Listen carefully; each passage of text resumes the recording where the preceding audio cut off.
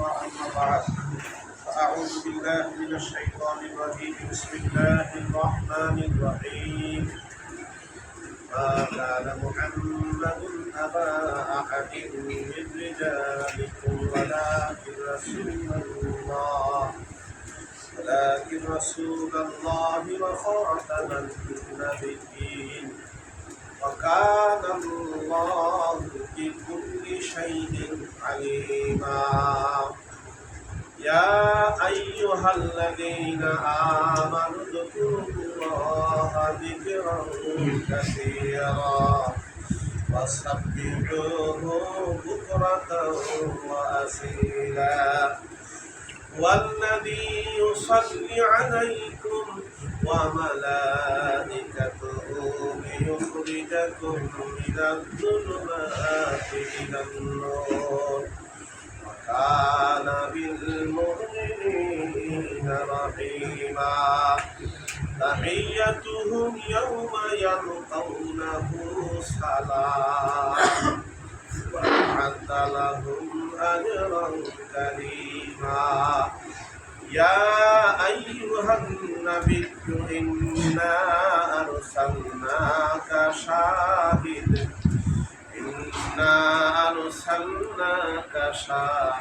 ومبشرا ونذيرا وداعيا إلى الله بإذنه وسراجا منيرا إن الله وملائكته يصلون على النبي يا أيها الذين آمنوا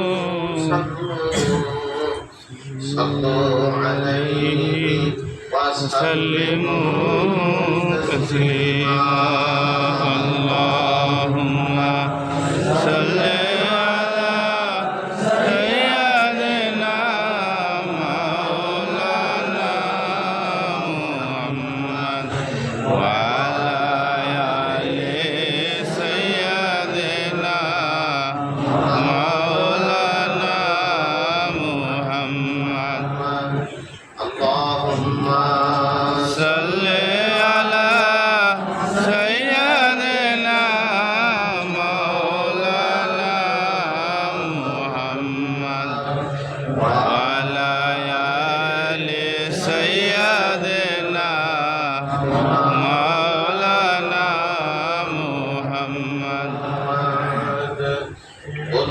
শ্রদ্ধা সম্ভ্রমে ওঠে দুলিয়া দুলিয়া কাবা বিশ্ববিনায় বাজে আগমনী অনবী মারহাবা মারহাবা আল্লাহুম্মা সাল্লি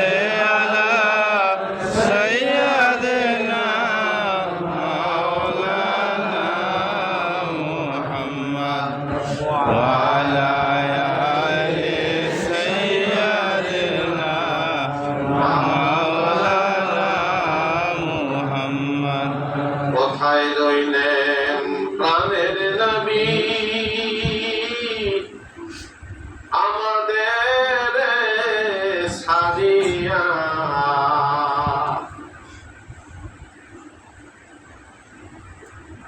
আপনি সারা কি লাভ হবে আপনি সারা কি লাভ হবে এ ধামাতে বাঁচিয়া আল্লাহুম্মা সাল্লি আলা সাইয়্যিদিনা মাওলানা মুহাম্মদ ওয়া আলা আলি সাইয়্যিদিনা মাওলানা মুহাম্মদ সালাতু ইয়া রাসূলুল্লাহ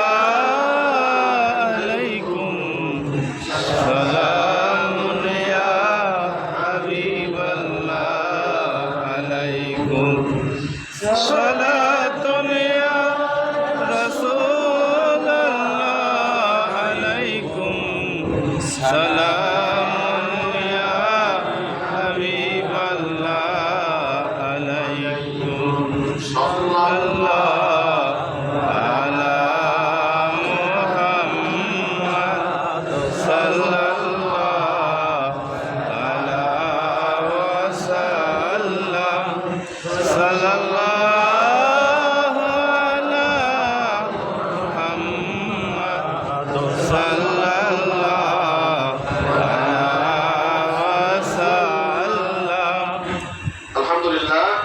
আলহামদুলিল্লাহ আলা যালিক। সমস্ত প্রশংসা প্রশস্তি স্তব স্তুতি মহিমা গৌরব উচ্চতা পবিত্রতা পরাক্রমতা মহাবিশ্বের মহান প্রতিপালক আল্লাহ তাবারক ওয়া তাআলার জন্যই আমরা সবাই উচ্চারণ করি, বলি আলহামদুলিল্লাহ। আলহামদুলিল্লাহ। জব্বারি খানের নিকট লিখিতেছেন ৭৭ নম্বর বাক্য। জব্বারি খানের নিকট লিখিতেছেন প্রকারবিহীন আল্লাহ তাআলার ইবাদত কিভাবে সুসম্পন্ন হয় ইহাতে তাহার বর্ণনা হইবে।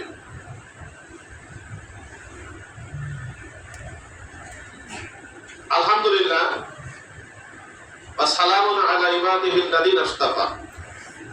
অর্থাৎ যাবতীয় প্রশংসা আল্লাহ তাআলার জন্য এবং তার নির্বাচিত বান্দাগণের প্রতি সালাম ও শান্তি বর্ষিত হোক। আল্লাহুম্মা আমিন। খোদা ভিন্ন করো যারই উপাসনা তোরা, অমূলক বটে সব কিছু নয় তারা। মূল্যহীন বস্তু যেবা করে এখতিয়ার, বেদৌলত সেজে কিছু হবে না তাহা।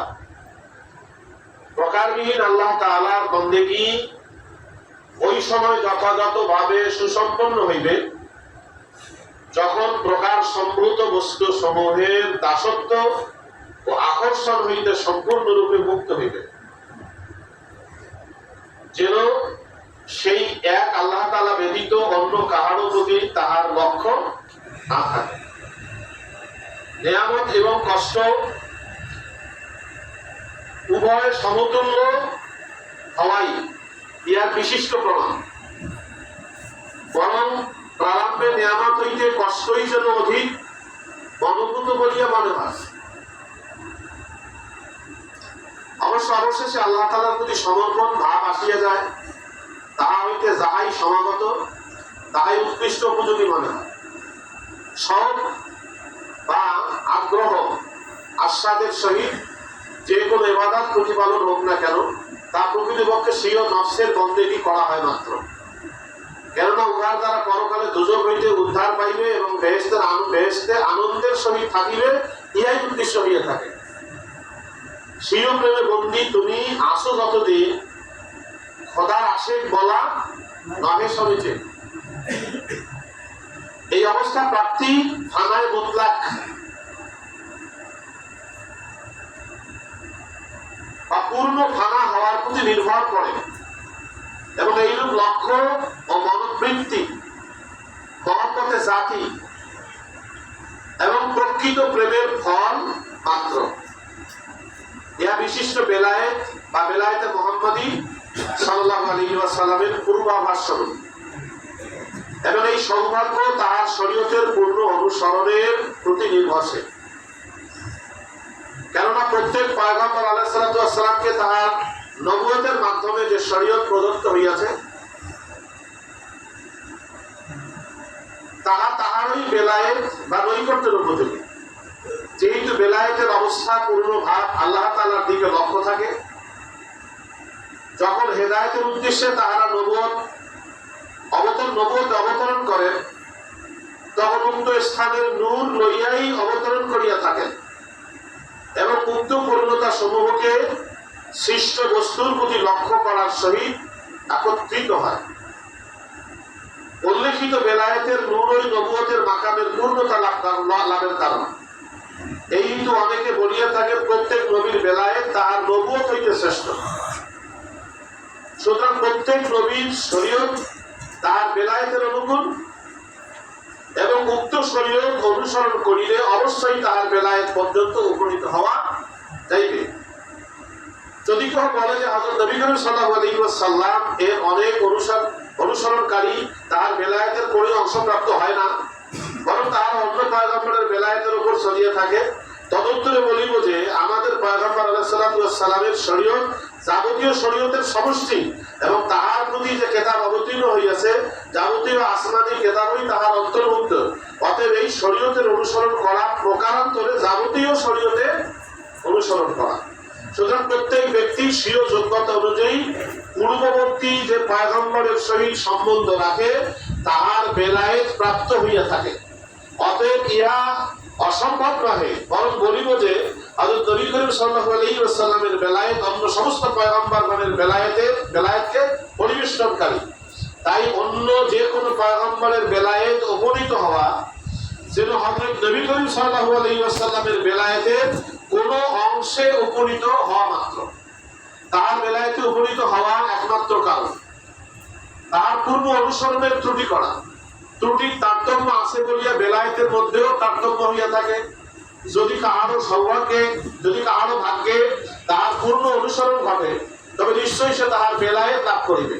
অবশ্য যদি অন্য পয়গম্বরের কোন উম্মত আমাদের পয়গম্বর সাল্লাল্লাহু আলাইহি ওয়াসাল্লামের বেলায়েত লাভ করে, তখন সমালোচনার সৃষ্টি হইতে পারে, কিন্তু যখন ইহা হয় না, তখন সমালোচনারও স্থান নাই।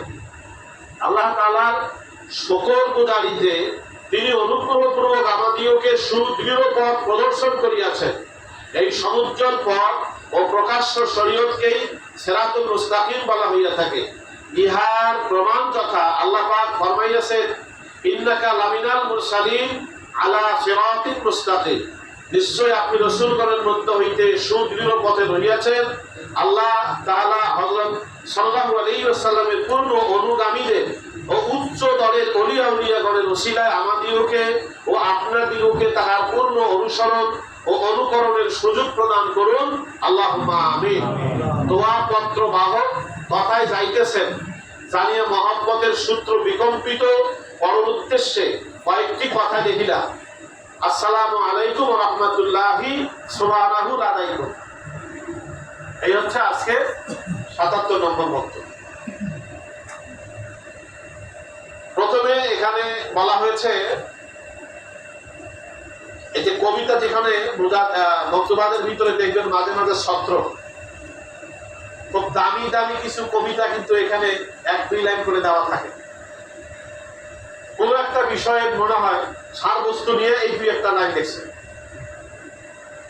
আর এটা হচ্ছে হযরত আল্লামা জামি রহমাতুল্লাহ আলাইহ কবিতার কিতাব থেকে, গ্রন্থ থেকে মুজাদ্দিদ আল-বেসামি রহমাতুল্লাহ আলাইহ নকল করে অনুবাদ উনি করেছেন। পুরোটা উনি নিজেও লিখেছেন। তা খোদা ভিন্ন করো যারই উপাসনা তোরা, অমূলক বটে সব কিছু নয় তারা। আল্লাহ ছাড়া আর আমরা যারই ইবাদত করি, আল্লাহ ছাড়া আমরা আর যারই ইবাদত করি না কেন, একেবারে যারই হোক না কেন, এই ইবাদতের কোনো মূল্য নাই।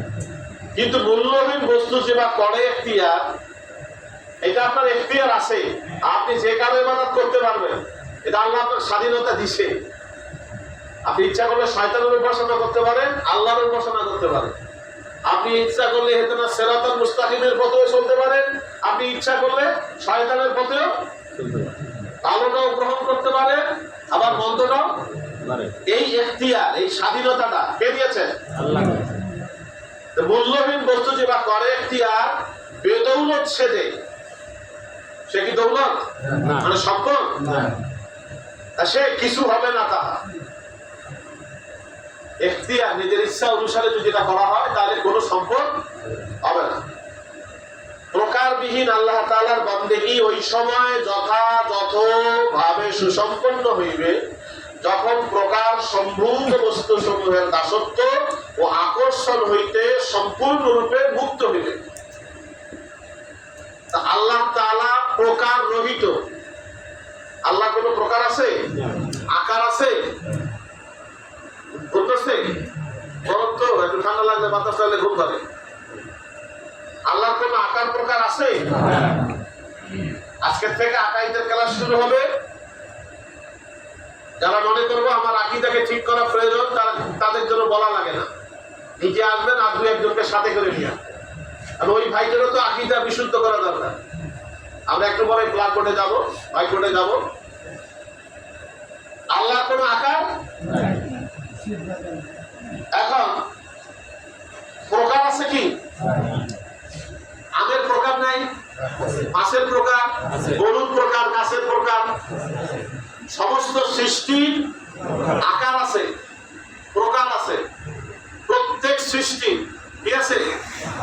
আকার আছে, আবার কি প্রকার আছে। কিন্তু আল্লাহর কোনো আকার নাই।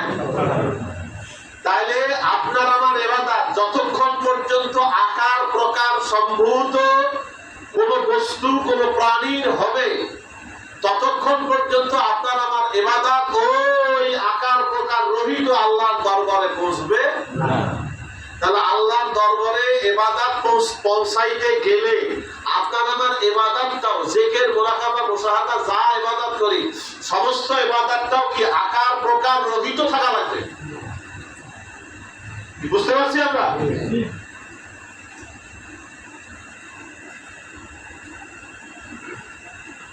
নিয়ামত এবং কষ্ট উভয় সমতুল্য হওয়াই এর বিশিষ্ট প্রমাণ। আচ্ছা, এটা কেমন করে বুঝবো যে আমার ইবাদত মানুষের জন্য হচ্ছে, নফসের জন্য হচ্ছে, মানুষকে খুশি করার জন্য হচ্ছে, না আল্লাহর উদ্দেশ্যই হচ্ছে? কেমন করে প্রমাণ পাবো? আরো অনেক বক্তব্যে বিভিন্ন আলোচনা করেছেন, বৈশিষ্ট্য বলেছেন। এখানে একটা বৈশিষ্ট্য বলছেন, সেটা হচ্ছে কি? সেটা হচ্ছে যে আল্লাহ যদি নিয়ামত দেয় তখন আমি আলহামদুলিল্লাহ, আর যে নিয়ামত উঠে আনিল ধর আল্লাহর কোনো বিবেক নাই। আল্লাহ যখন আমাকে সুখ দেয় তখন আলহামদুলিল্লাহ, কষ্ট দিলে মনটা খারাপ হয়ে যায়। আসি না আমরা? কিন্তু বলছেন নিয়ামত পেলেও যেমন, কষ্ট পেলেও এই বৈশিষ্ট্য যাদের এখন পর্যন্ত হয়েছে তারাই শুধুমাত্র ওই রকম প্রকার রহিত ইবাদতের যোগ্য ব্যক্তি হওয়া শুরু হয়েছে। তা আমরা যদি নিয়ামত আল্লাহ ছিনায় নেয় তখন কিন্তু মন খারাপ হয়। ব্যবসার লাভ হলে আলহামদুলিল্লাহ 14 বার করে করি, আর লোকসান হলে কিন্তু মনটা খুব খারাপ। ছেলেরা মরে গেলে আল্লাহ যদি ছেলেটা নেয়, এরকম আছে না, তখন মনটা খুব খারাপ হয়। ছেলে দিলে ভালো হয়, আমাকে কেউ সালাম দিলে মনটা আনন্দ পায়, খুশি হয়। আমাকে কেউ সালাম না দিলে মনটা খুব বেজার। কি সালামটা নিয়ামত না? প্রত্যেকটা নিয়ামত অথবা কষ্ট উভয়ের ক্ষেত্রে যখন বান্দার অন্তরটা এক, আল্লাহ নিয়ামত দিলেও আলহামদুলিল্লাহ, কষ্টটাও বরং বলছে যে প্রারম্ভে নিয়ামত হইতে কষ্টই যেন অধিক মনোপুত বলিয়া মনে হয়। যে আল্লাহ তাআলা নিয়ামত প্রথম দিকে নিয়ামতটা আসলে মনে হয় কষ্টের চেয়ে যেটা খুব ভালো। রোগ হলে মনটা খুব খারাপ। কিন্তু আল্লাহ তাআলার এই বান্দাগণ যখন আস্তে আস্তে শেষ পর্যায়ে চলে যায় তখন নিয়ামতটা ওই কষ্টটাই আল্লাহর কাছে, তার কাছে নিয়ামত বলে গণ্য হয়। অনেক ওলিয়া উলিয়াদের ঘটনা আছে, যদি এক সপ্তাহের ভিতরে মুসিবত না আসে কান্নাকাটি শুরু করতে, আল্লাহ বোধ হয় আমাকে ভুলে গেছে না, আল্লাহ তো মুসিবত দিতেছে না কেন? আল্লাহ কারে ভালোবাসে? যারে মুসিবত দেয়। যারে মুসিবত দেয় না তারে আল্লাহ বেশি ভালোবাসে না। এদের আলোচনা করছিলাম না হাদিস, আল্লাহ যদি খুব বেশি খুশি হন বৃষ্টি নাজিল করে, আল্লাহ যদি তার চেয়েও বেশি খুশি হন মেহমান বাসায় পাঠায় দেন, আল্লাহ যে তার চেয়েও যদি বেশি খুশি হন তো কন্যা সন্তান দান করেন, আর কন্যা হলে তো আমরা মন বেজার করি, আর করি। আল্লাহ এর চেয়েও যদি বেশি খুশি হন তখন বান্দাকে মুসিবত দেন। যদি মুসিবত হয়, মুসিবত দেয়, তাহলে অর্থটা কি? আল্লাহ আমার উপরে বেশি খুশি হয়েছে। আল্লাহ যখন খুশি হয় তখন আমি কি হই? আল্লাহ যখন আমার উপরে, আর তখন আমি বেজার হই। তাহলে কি দুইজন এক হয়ে গেলাম? কখনো দুইজনের মন আল্লাহ দিতে চাই, আমি দিতে চাই না। অবশেষে আল্লাহ তাআলার প্রতি সমর্পণ ভাব আসিয়ে দেয়। শেষে আইসা আল্লাহর প্রতি সমর্পণ হয়। আল্লাহ যা দেয় দেখ, রোগ দিছে আলহামদুলিল্লাহ, শোক দিছে আলহামদুলিল্লাহ, টাকা হারায় গেছে আলহামদুলিল্লাহ, ব্যবসায় লস খাইছি আলহামদুলিল্লাহ। এর যে কোনো মানে যেটাই হবে সেটাতেই বান্দা কি হয়? বাস তাহা হইতে যাই সমাগত তাহা উৎকৃষ্ট উপযোগী মনে হয়। আল্লাহর কাছ থেকে যেটাই আসবে তখন তার কাছে সেটাই কি সবচেয়ে উত্তম মনে হয়। এখন স্বীয় প্রেমে বন্দী তুমি আসো যতদিন, খোদার আশেক বলা নয় সমীচীন। স্বীয় প্রেমে মানে কি? নফস যা চাচ্ছে তাই করতেছে, নফস যেটা করতে চাচ্ছে তা এই যে বলি করি মজা পাচ্ছি, এই ইবাদত করি মজা পাচ্ছি, এইটা করি মজা পাচ্ছি, ওইটা করি এটা স্বাদ পাচ্ছি, এই যে মন চাহি, এইটা নিজের প্রেমে আমি মত্ত আছি। নিজের প্রেমে মত্ত যদি কোনোদিন থাকি, তাহলে কখনো আল্লাহর প্রেমের লেশও পাবো না, আল্লাহ প্রেমের নিয়ামতের লেশও পাবো না। স্বীয় প্রেমে বন্দী তুমি আসো যতদিন, খোদার আশেক বলা নয় সমীচীন নয়। আমি খোদার আশেক হতে পারি না। আরে খোদার যে আশেক হয়, খোদা ছাড়া কি অন্য কিছু চাইতে পারে? কথা কয় না। আরে লাইলি মজনুর প্রেমের পাগল, মজনু লাইলির প্রেমের পাগল, এত কিছু দিতে চায়। মজনু লাইলি ছাড়া কিছুই বোঝে না, লাইলি মজনু ছাড়া কিছুই। আসলে লাইলি মজনু তো এটা কি বলা হয়, উপন্যাস। শেখ সাদি প্রথম লিখেছেন পৃথিবীতে উপন্যাস, কিন্তু শরীয়ত সম্মত ভাবে লিখেছেন তো, যার কারণে পৃথিবীতে এইটা সবচেয়ে খুব ব্যাপক জনপ্রিয়তা লাভ করেছে, গ্রহণযোগ্যতা পেয়েছে, শরীয়ত সম্মত লিখেছে। এখন তো উপন্যাস পড়লে অবৈধ প্রেম, এক ছেলে ওয়ার্মে, ওয়ার্মে এক ছেলে কিভাবে পালায় গেল, বিয়ে করলো, এইটা হলো ওইটা হলো, এইসব হলো উপন্যাস। আর লাইলি মজনু শুধুমাত্র এই প্রেমেরই উপন্যাস না, এই প্রেমের মাধ্যমে অন্তরহীন মহা প্রেমের, আল্লাহ তাআলার প্রেমের যে লীলা, জাগতিক প্রেমের যে খেলা, এইটা তিনি তুলে ধরেছেন। এই অবস্থা প্রাপ্তি ফানায়ে মুতলাক, পূর্ণ ফানা হওয়ার প্রতি নির্ভর করে। ফানায়ে মুতলাক মানে সাধারণ ফানা, মুতলাক মানে কি সাধারণ ফানার উপর নির্ভর করে। এখন এই সাধারণ ফানা এইরূপ লক্ষ্য মনোবৃত্তি, মহব্বতে জাতি প্রকৃত প্রেমের ফল মাত্র, মহব্বতে জাতি প্রকৃত প্রেমের ফল মাত্র। মহব্বতে জাতি কি জিনিস আমরা একটু পরেই ওই ভয় করে দেখাচ্ছি। মহব্বতে জাতি এই প্রকৃত প্রেমের ফল মাত্র। ইহা বিশিষ্ট বেলায়েত বা বেলায়েতে মুহাম্মাদিয়ার পূর্বাভাস স্বরূপ। আচ্ছা, বেলায়েত শব্দের শাব্দিক অর্থ কে জানি আমরা? নৈকট্য। জয় কাম কি? নৈকট্য। আচ্ছা, নৈকট্য। এখানে নৈকট্যের কথা বলতে যাইয়া আমাদের নবী মুহাম্মদ রাসূলুল্লাহ সাল্লাল্লাহু আলাইহি ওয়াসাল্লামের যে নবুয়ত, এই নবুয়তের চাইতে বেলায়েত মানে নৈকট্যকে প্রাধান্য দিয়েছেন। এইটা কিন্তু অনেকের খটকা আছে, নবুয়তের চাইতে বেলায়েতকে কিভাবে খাইয়া দেয়। আচ্ছা বলেন, আমি পীর হই, দরবেশ হই, হাজি হই, গাজী হই, আলেম হই, বক্তা হই, মুফাসসির হই, মুহাদ্দিস হই, যদি আল্লাহকে না পাই, আচ্ছা আমার এইসবের কোনো দাম আছে? নাই। কোন নবী যদি আল্লাহর নৈকট্য অর্জন করতে না পারেন, তাহলে তার নবুয়তের মূল্য কি? নবুয়ত কেন? আল্লাহর নৈকট্য অর্জনের জন্যই তো নবুয়ত, নাকি? আর নবীর মাধ্যমে যে শরীয়ত পাঠিয়েছেন, এটা নবীর জন্য না, নবীর মাধ্যমে উম্মতের জন্য পাঠিয়েছেন। এই জন্য বেলায়েতে নবুয়তের চাইতে নবীর নবুয়তের চাইতে নবীর বেলায়েতের মূল্য অনেক বেশি। এখন অনেকে আছে আমার কাছে লিঙ্ক মোবাইল করে, হুজুর আমি আজকে এই শব্দ দেখেছি, এই নিয়ামত পেয়েছি। নিয়ামত দেখা যায় ওটা তো ইব্রাহিম আলাইহিস সালামের নিয়ামত। আবার তখন আবার বলেন হুজুর আমি আজকে এই শব্দে দেখেছি, তো দেখি যে এটা তো মুসা আলাইহিস সালামের নিয়ামত। এখন মুসা আলাইহিস সালামের বেলায়েত, ওনার নিয়ামত পাইলাম, হ্যাঁ, তারপরে ইব্রাহিম আলাইহিস সালামের নিয়ামত পাইলাম। তাহলে কি আমি আমার নবীকে বাদ দিয়ে ইব্রাহিম আলাইহিস সালামের উম্মত হইছি আমি? না। এই কথাটা এখানে মুজাদ্দিদ আল-বাসারি রাহমাতুল্লাহ লিখেছেন যে আমাদের আল্লাহ তাআলা যে রাসূলের উপরে কোরআন নাযিল করেছেন, এই কোরআন সমস্ত আসমানী কিতাবের সারবস্তু, সমস্ত আসমানী কিতাবের। আর আমার নবীর কাছে যে শরীয়ত আছে, সমস্ত শরীয়তে, তাহলে আমার নবীর শরীয়তকে মানা সমস্ত নবীদের শরীয়তকে মানা, আমার নবীর কিতাব মানে কোরআনকে মানা সমস্ত নবীদের কিতাবকে মানা।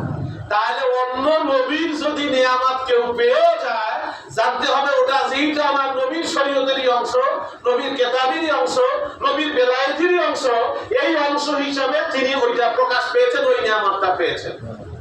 এই কথা অনেক জায়গায় বলা হয়। আর অন্য বক্তব্য আছে যে কোন মুরিদান যদি গিয়া অন্য পীরের দর্শন পায়, দাদা হুজুরের দর্শন পায়, এটা ভালো, উপরের অন্যান্য ওলিয়া উলিয়ার দর্শন পায়, তাহলে জানতে হবে যেখান থেকে যে নিয়ামতই পাক না কেন এটা আপন পীর মুর্শিদের দোয়া এবং তাওয়াজ্জুর ফসল। এখান থেকে উনি এখানে তার অন্তরটা এখানে আসে, যার কারণে আল্লাহ তাআলা এর মাধ্যমে অন্যান্য নিয়ামতগুলো তাকে দিয়েছেন। আর যদি এই জায়গাটাও না থাকে বা অন্য কোনো জায়গায় না থাকে তাহলে অন্য কোনো নিয়ামতও আর তার নসিব। এই জন্য আব্বা হুজুর বলতেন যে এক জায়গায় আছে সে সব জায়গায় আছে, যে এক জায়গায়ও নাই কি সে কোনো জায়গায়ও নাই, মানে সে সব জায়গায় আছে সে কোনো জায়গায় নাই, আর যে এক জায়গায় আছে সে সব জায়গায় আছে। এখন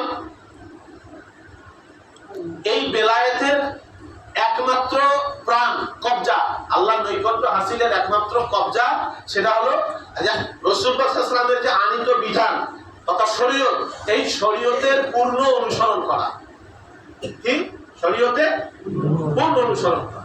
এখন আপনার আমার উচিত হবে আল্লাহ তাআলা আপনাকে আমাকে যে নিয়ামত দিয়েছেন বা যে আল্লাহ রাসূল আমাদেরকে যে পথ দেখিয়েছেন এই পথটার নামই হচ্ছে সিরাতুল মুস্তাকিম। আর এই সিরাতুল মুস্তাকিম যে আল্লাহ রাসূল আমাদেরকে দিয়েছেন এটা কিভাবে আমরা পাইলাম? এটা তো আল্লাহ তাআলাই বলেছেন ইয়াসিন আল কোরআনিল হাকিম। তারপরে বলছে ইন্নাকা লামিনাল মুরসালিন আলা সিরাতিল মুস্তাকিম। ইন্নাকা লামিনাল মুরসালিন, হে নবী নিশ্চয় আপনি অবশ্যই একজন মুরসালিন, রাসূলদের মধ্যে একজন রাসূল, মুরসালিন রাসূল আলা সিরাতিল, আর আপনি প্রতিষ্ঠিত রয়েছেন সিরাতে মুস্তাকিমের উপর। তা নবী যদি সিরাতুল মুস্তাকিমের উপরে প্রতিষ্ঠিত থাকে, আপনি আমি যদি রাসূলকে হুবহু অনুসরণ করি তাহলে আপনি আমিও কোথায় থাকলাম? সিরাতুল মুস্তাকিমের উপরে থাকলাম। এখন এই জায়গায় এসে আপনার মধ্যে দুশমন শয়তান এবং নফস, এই নফস এবং শয়তান আপনাকে আমাকে নিজের ভিতরে কখনো নিয়ামত দিয়ে অহংকার দিবে, নানান ভাবে আমরা বিভিন্ন আলোচনা করি, নানান ভাবে আপনাকে আমাকে ওয়াসওয়াসা দিয়ে দিয়া শরীয়ত থেকে দূরে সরায় দিবে, অথবা শরীয়ত আমলে আপনাকে আমাকে অবহেলা প্রথমে অবহেলা ধরায় দিবে, তারপরে এইখানে নানান রকমের সন্দেহ ঢোকায় দিবে। এই দিয়ে দিয়ে দিয়ে দিয়ে আপনাকে আমাকে শরীয়ত থেকে যদি খালি বিচ্যুতি ঘটাইতে পারে, বাস আপনি আমি বেলায়েত থেকে বিচ্যুতি ঘটলাম, আপনার আমার পথ আল্লাহ থেকে আল্লাহ রাসূলের থেকে মহব্বত থেকে দূরে সরে আসলাম, বা শয়তান জিতে গেল। এই জন্য নফসাহি কোনো কাজ করা যাবে না। তাহলে এখন আপনার আমার ইবাদত শুধু একটাই কি জাতে বাহাত, মানে জাতের মহব্বত, নিছক জাতের মহব্বত। এই নিছক জাতের মহব্বত হাসিল করা ছাড়া আপনার আমার যত ইবাদতে করি কোনো লাভ হবে না। যদি এই আল্লাহর জাতে বাহাতের উদ্দেশ্য ছাড়া অন্য কোনো উদ্দেশ্যে ইবাদত হয় তাহলে এটা হবে রকম প্রকার সম্ভূত বস্তুর ইবাদত, আল্লাহর ইবাদত হবে না। আর আল্লাহর ইবাদত করতে গেলে যতটা আকার আছে, প্রকার আছে, জারি আছে, এখন কোন বেহেশতের প্রকার আছে নাই? আসতে কোন আছে? বেহেশতের প্রকার আছে, বেহেশতের আকার আছে, আসমানের আকার আছে, প্রকার আছে, মানুষের আছে, বীরের আছে, নবী রাসূলের আছে, আরে সবার আছে, সব সৃষ্টির আকার প্রকার আছে। যার আকার প্রকার আছে তার কোনো ইবাদত করা চলবে না। ইবাদত হবে কার? আল্লাহ। শুধুমাত্র আকার প্রকার রহিত যে আল্লাহ, তার মহব্বত যদি হাসিল হয় তাহলে পরে আপনার আমার নফসের ফানা ইনশাআল্লাহ সহজ হয়ে যাবে। আর নফসের ফানা না হলে পরে আপনি আমি যাই করি কোনো লাভ হবে না। আল্লাহ আমাদের তৌফিক দিক, সকলে বলে আল্লাহুম্মা আমিন।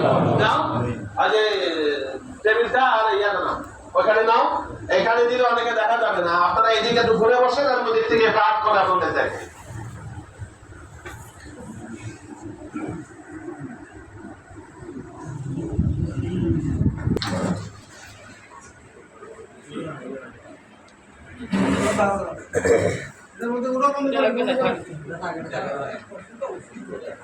জায়গা হবে সবার, না হলে সামনে এখানে চলে আসে।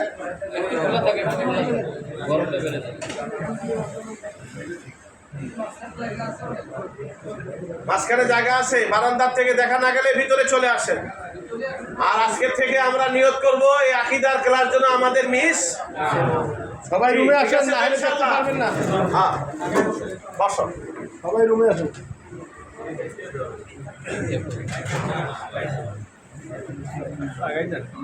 আচ্ছা, এই যে ফোঁটাটা দেখা যাচ্ছে, ফোঁটা পিছনের লোক দেখা যায়। আজ এই ফোঁটাটা ধরুন পৃথিবী, এই ফোঁটাটা পৃথিবী, আর্থ, পৃথিবী হ্যাঁ বিন্দু। আচ্ছা, এর বাহিরে এই যে যে গোল যেলাম সার্কেলটা, এটা হলো প্রথম আকাশ, দ্বিতীয় আকাশ, তৃতীয় আকাশ, চতুর্থ আকাশ, পঞ্চম আকাশ, এই ষষ্ঠ আকাশ, সপ্তম আকাশ। আচ্ছা, এই যে সপ্তম আকাশ, এর পরে হলো আরশে আজিম।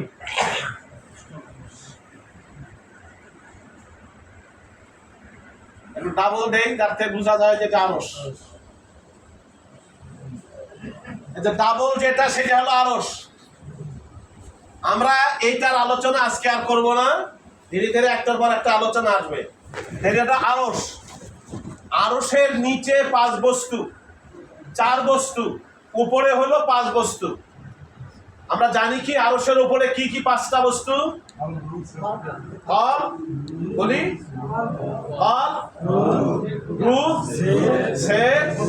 খফি আকফা। এইটা হলো আরশের উপরে। আর আরশের ভিতরে, আরশের নিচে হলো 5টা। কি কি? ভূত চতুষ্টয়, আনা সেরে আরবা বলা হয়। আগুন, পানি, মাটি, বাতাস। এই যে রসুল নূরের তৈরি না মাটির তৈরি, এই আলোচনাগুলো এখানে আকীদায়, রসুলের আকীদার সময় আসবে। তাহলে আগুন, পানি, মাটি, বাতাস, এই 4টার থেকে তৈরি হয়েছে নফসে নাতেকা। তাহলে কয়টা হইলো? 5টা। আগুন, পানি, মাটি, বাতাস এবং নফস, কয়টা হইলো? এই 5টা হলো শরীর। এই যে দেহ, ভেতরে কি আছে আমার? রুহ আছে, প্রাণ, রূহ। আচ্ছা, রুহটা আসল না শরীরটা আসল? কি মনে হয়? রুহটা। দেহটা দেখা যায়, এটা শরীর, কিন্তু এই রুহটা হলো হাকিকত। হাকিকত মানে হলো মূল তত্ত্ব। হাকিকত মানে কি? তত্ত্ব, মূল তত্ত্ব। আবার বলি, হাকিকত মানে কি ভাই? মূল তত্ত্ব। হ্যাঁ, মূল তত্ত্ব। তাহলে এই 5টা, এটা হলো বডি, আর এই প্রাণ, আমার দেহটা হলো বডি, আর এটা হলো প্রাণ। আর এই নিচের যেটা 4টে, আগুন, পানি, মাটি, বাতাস এবং নফস, এই 4টে হলো শরীর। এর প্রাণ হলো, এর হাকিকত হইল কব, রূহ, সের, খফি, আকফা। বুঝা যায়? বাস এইটুকুই এই পর্যন্ত আমরা রাখি আপাতত, আবার এই আলোচনা আসবে। আরশের উপরে হলো এই যে বললাম কব, রূহ, সের, খফি, আকফা। আমরা এই পর্যন্ত আকফার একটা বের দিলাম। ধরুন এখানে 5টা আকফা, আকফা পর্যন্ত। আকফার উপরে হলো নূরের পর্দা 70,000।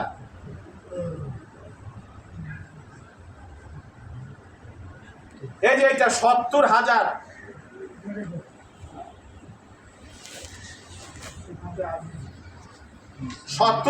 নূরের পর্দা।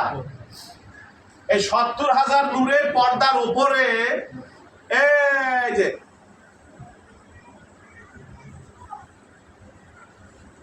এটা বলে সেফাতে এজাফি।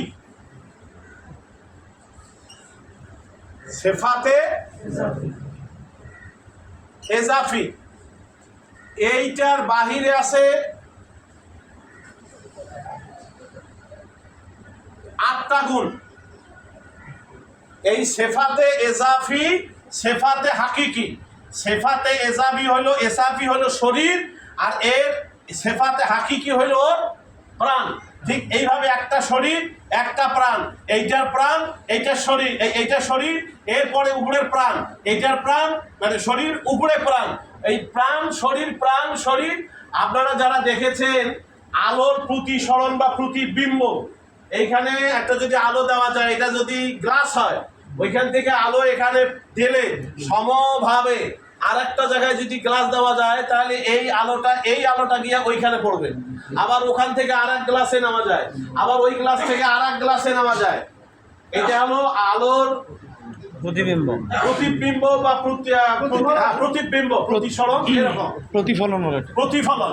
এখন মনে রাখবেন ঠিক একইভাবে এই যে হাকিকত শরীর, হাকিকত শরীর, হাকিকত শরীর, হাকিকত শরীর, হাকিকত শরীর, এভাবে চলছে আপনার আমার। বাট চলতে চলতে পৃথিবীতে আসি আপনি আমি যে মানুষ, এই দেহটা হলো জাস্ট একটা শরীর, আর আপনার আমার প্রাণটা হলো এর হাকিকত। এই হাকিকত আস্তে আস্তে আস্তে আমরা কোন জায়গায় যাব সেটা আমরা দেখতেছি। এখন এই যে সেফাতে যে এজাফি বলা হলো, বলুন কোনটা? এই যে এইটা সেফাতে এজাফি, চেনা যায়? সেফাতে এজাফি, এজাফাত মানে হলো সম্বন্ধ, সম্পর্ক, প্রয়োজন। আমার যদি খাদ্যে ক্ষুধা থাকে তখন না খাদ্যের দরকার হবে, কথা কয় না? যদি ক্ষুধা না থাকে খাদ্যের দরকার হবে না। খাদ্যের যদি দরকার না থাকে আল্লাহর রাজ্জাক নামের কোনো প্রয়োজন পড়ে তখন? না, পড়ে না। আচ্ছা ধরুন আমরা কেউই গুনাহ করলাম না, পৃথিবীর মানুষ গুনাহ যদি না করি তাহলে কি গাফফার নামের কোনো অর্থ হয়? না। গাফফার মানে কি? ক্ষমা। তাহলে অপরাধ যদি না থাকে, অন্যায় যদি না থাকে, তাহলে ক্ষমা করা হবে কাকে? এগুলো হয় কখন? প্রয়োজনের প্রেক্ষাপটে। এগুলো কি হয় কখন? প্রয়োজনের প্রেক্ষাপটে। এই জন্য এজাফাত এটা বলা হয় এজাফাত। আর এই সিফাত যেটা বললাম, সিফাত মানে কি? গুণ। জোরে বলেন, সিফাত মানে কি? গুণ। তাহলে গুণ কয় প্রকার? দুই প্রকার। কি কি? সিফাতে এজাফি আর সিফাতে হাকিকি। জোরে বলেন, সিফাতে এজাফি, সিফাতে এজাফি। সিফাতে হাকিকি কয়টা? এটাকে বলা হয় শান। জোরে কোন, এটা কি বলা হয়? শান। শান। এবারে যে শান, এটাকে যে শান আটটা। কয়টা শান? আটটা। আমরা জানি তো, কুদরত, কথা কোন, কুদরত, হায়াত, হায়াত, ইরাদা, ইরাদা, ইলম, ইলম, সামা, সামা, বাসার, বাসার, কালাম, কালাম, তাকওয়িন। তাকওয়িন। এই হলো আটটা গুণ। আটটা গুণ। এই আটটা গুণকে বলা হয় সিফাতে হাকিকি বা সুয়ুনাত। কোথাও কোথাও জমা বলা হয়, শানকে সুয়ুনাত জমা বলা হয়, এবং এইটা মকতুবাদের ভাষাও আছে সুয়ুনাত। তাহলে এইটা হলো প্রাণ আর এইটা হলো তার শরীর। শরীর। এখন বলেন আল্লাহর যে গুণবাচক নাম কয়টা? 99টা। ওর আত্মলে সম্মিলিত মুনাজাতে দোয়া, এই বইটা কার কার কাছে আছে? পড়েছেন? আর তো বই পড়তে হবে। এগুলো তো লেখা অনেক কষ্ট করে সংগ্রহ করে করে লেখা। আল্লাহর অসংখ্য গুণাবলী নাম রয়েছে, অসংখ্য। তিরমিজিতে যে 99টা নাম আছে সেটা আবার মেশকাতে নাই, এর মধ্যে 22টা নাম নাই, দেখবেন। আবার মেশকাতে যে 99টা নাম আছে সেটা আবার নাসাই বা মুসলিম শরীফে নাই।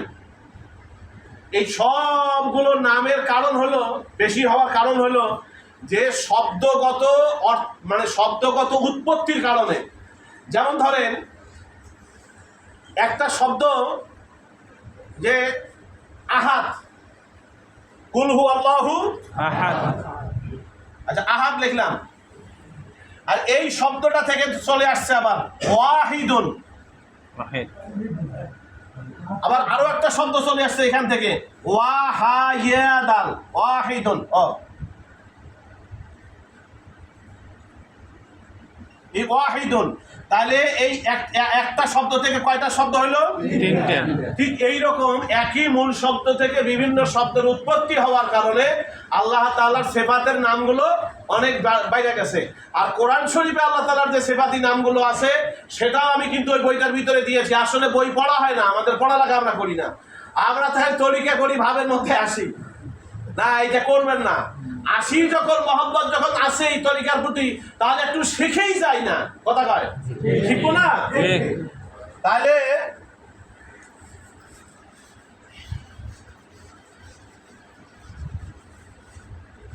সংক্ষেপ, এই যে পৃথিবী থেকে প্রথম আকাশের যে এই যে বেগটা মানে সার্কেলটা, এটার দূরত্ব কত? আবার ওই যে রেখাটা যেটা বললাম, এই রেখাটার এই পিঠ থেকে এই পিঠের দূরত্ব। ঠিক এইভাবে এইটা যেমন 500 বছর, এটা 500 বছর, এটা 500 বছর, এটা 500 বছর, এটা 500 বছর, এইভাবে 500 500 500 500 আরশ পর্যন্ত। এখন এই যে আরশটা কি? আরশটা একটা আয়না। আরশটা কি? দর্পণ। দর্পণ, আয়না। এখন এই জায়গাতে এখানে একটা আমরা আকীদা আজকে আলোচনা করি, তারপরে আমরা উপরে যাচ্ছি। একটা আলোচনা করি, সেটা হচ্ছে আমাদের দেশের আহলে হাদিস সহ মিডিল ইস্টের অনেক ওলামা হযরতগণ, বিশেষ করে ইবনে তাইমিয়ার যারা অনুসারী, তারা সবাই বলছেন যে আল্লাহ আরশে বসা, আরশ থেকে বড় না, আরশ থেকে ছোট না। সূরা মাআরিজে আছে আল্লাহ তাআলা যেদিন কিয়ামত কায়েম করবেন, ওই দিন 8 জন ফেরেশতা আল্লাহর আরশকে কাঁধে বহন কইরা কি বলা হয়, আরশের কিয়ামতের ময়দানে, হাসরের ময়দানে আসবেন। তাহলে 8 জন ফেরেশতা যদি হাসরের ময়দানে আল্লাহর আরশ বহন করে, এবার আপনাদের জ্ঞান বিবেক বুদ্ধি দিয়ে আপনি যাচাই করেন। আচ্ছা, আমি যদি একটা এখানে চেয়ারে বসি, একটা চেয়ারে এখানে বসলাম, হাতলালা চেয়ারে, 2 জন লোক 2 পাশে ধইরা চেয়ারটা যদি ধরে তোলে, তাহলে আমাকে তুলতে পারবে না পারবে না? 2 জনের মিলিত শক্তির কাছে আমার শক্তিটা কম বুঝাইলো না বেশি বুঝাইলো? কম বুঝাবে।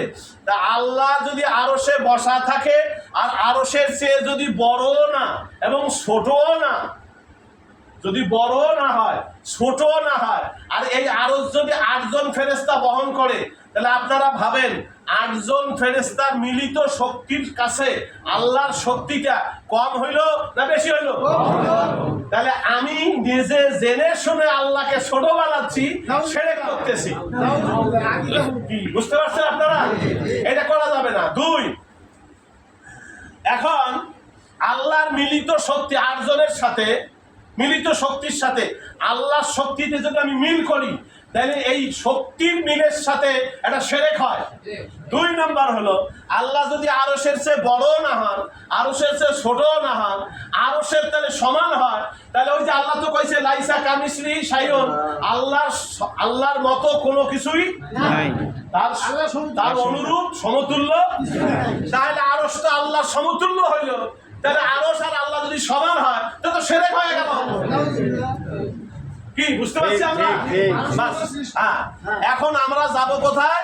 এই যে 8টা, এইটার উপরে আমি একটু বুঝিয়ে দেই, আর যেটা লিখতে হচ্ছে, এইটার উপরে আর একটা আমাদের আছে, সেটা হচ্ছে এতে বারাতের জগৎ। এতে বারাত মানে হলো সূক্ষ্ম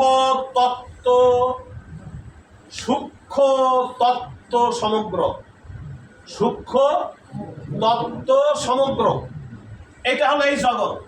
এর পরে হইল আপনার আবার যে ধারণা, আপনি কল্পনা করেন,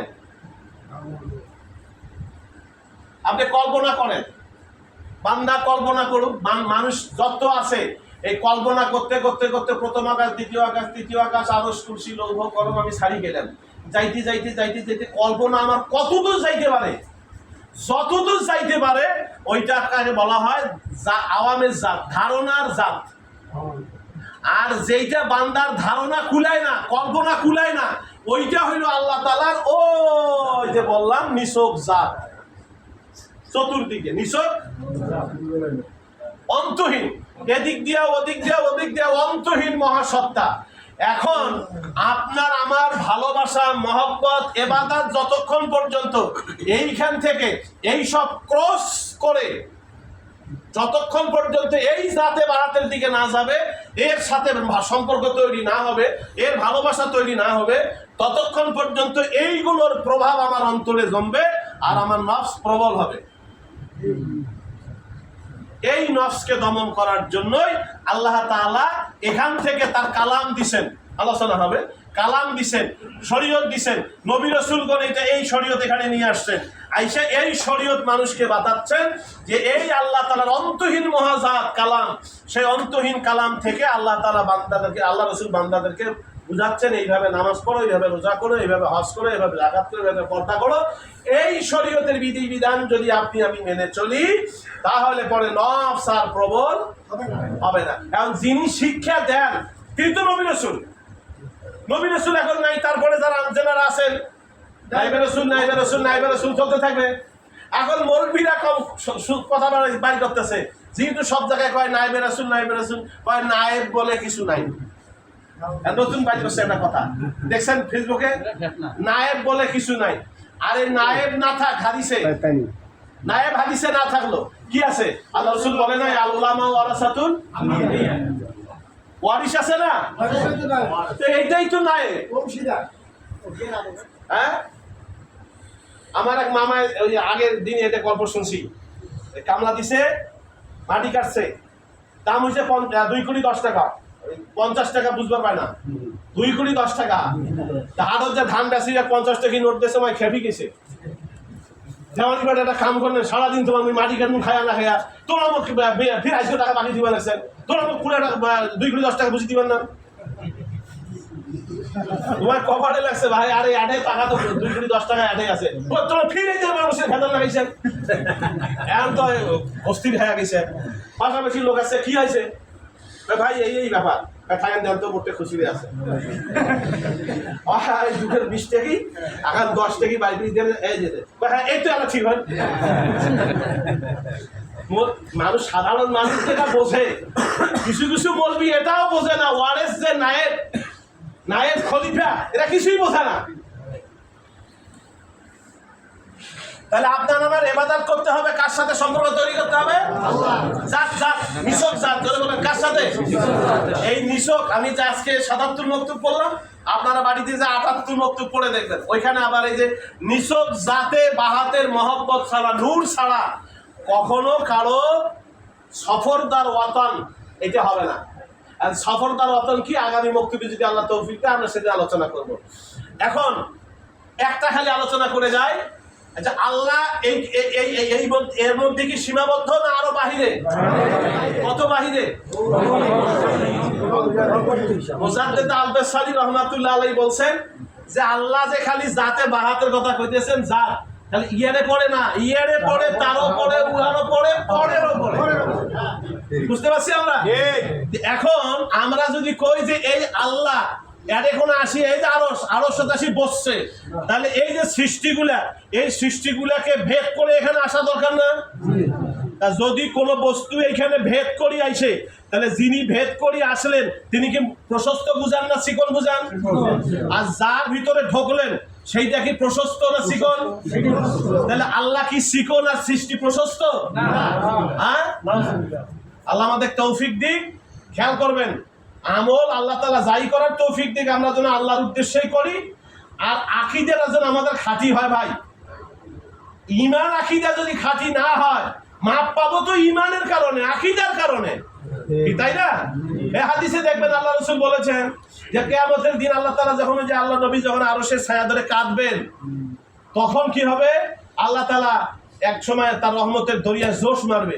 রাসূলকে এসে বলবেন, হে নবী আপনি মাথা উঠান, আপনি যা বলবেন তা শোনা হবে।